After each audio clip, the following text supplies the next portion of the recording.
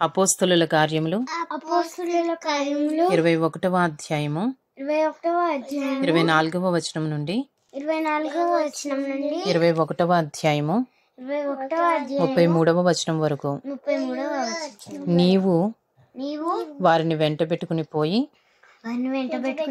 వారితో కూడా శుద్ధి చేసుకుని వారు తల క్షౌరము చేయించుకున్నట్టుకు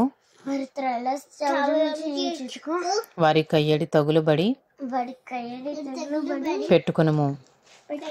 అప్పుడు నిన్ను గూర్చి తాము వినిన వర్తమానము నిజము కాదనియో నీవును ధర్మశాస్త్రమును గైకొని యథావిధిగా నడుచుకునిచున్నావనియో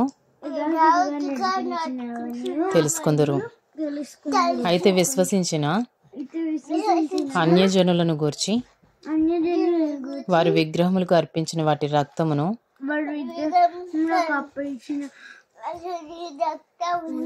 గొంతు పిసికి చంపిన దానిని జారత్వమును మానవలసినదని నిర్ణయించి వారికి వ్రాసి ఉన్నామని చెప్పిరి. అంతటి పౌలు మరునాడు ఆ మనుషులను వెంట పెట్టుకుని పోయి వారితో కూడా శుద్ధి చేసుకుని దేవాలయంలో ప్రవేశించి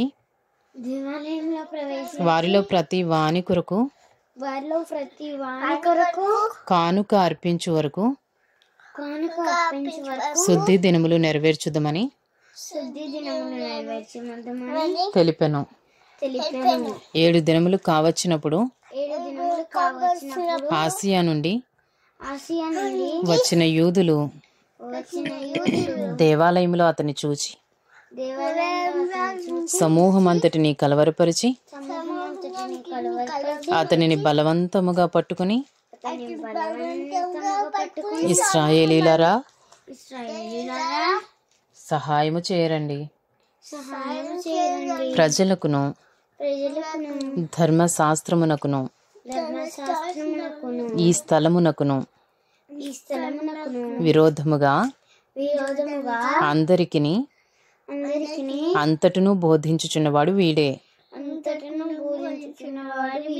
మరియు వీడు గ్రీసు దేశస్థులను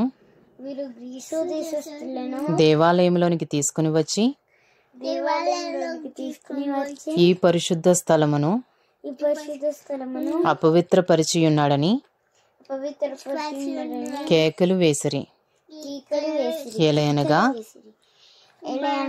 ఎఫెసీయుడైన త్రోఫిమును అతనితో కూడా పట్టణములో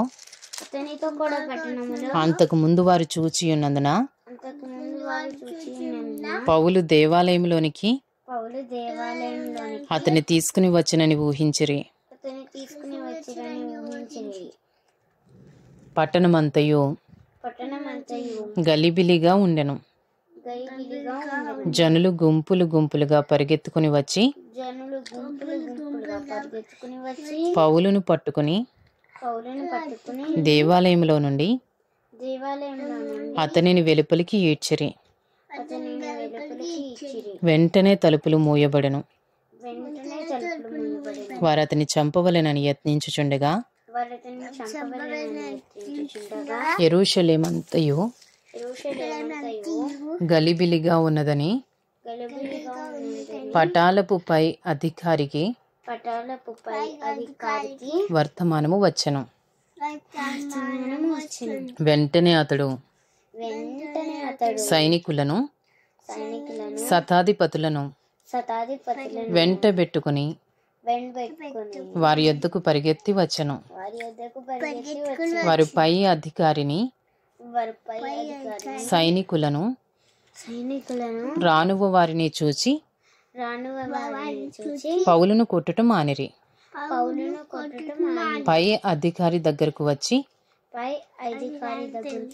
అతని పట్టుకుని 2 సంకెళ్లతో బంధించుమని ఆజ్ఞాపించి ఇతడెవడు ఏమి చేసనని అడుగగా ఏమి చేసిన